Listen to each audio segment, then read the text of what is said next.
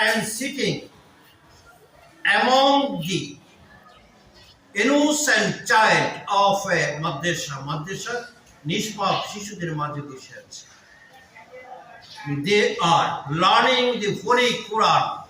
তারা কোরআন শরীফ পবিত্র কোরআন শরীফ পড়ছে।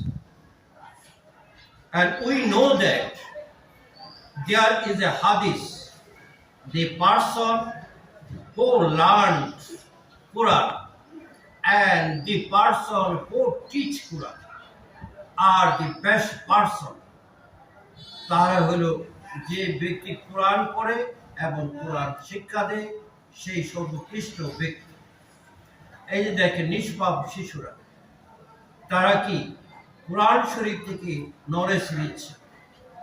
তারা মৌমাছির মতো, দে আর লাইক দি বিস, মৌমাছির মতো কাম হিয়ার, এখানে আসে and receive knowledge of the Quran. কোরআন থেকে জ্ঞান সংগ্রহ করে। It is very important for the Muslim children, মুসলিম ছেলেমেয়েদের জন্য এক খুবই গুরুত্বপূর্ণ। Let us read the Holy Quran. Let us learn the Holy Quran.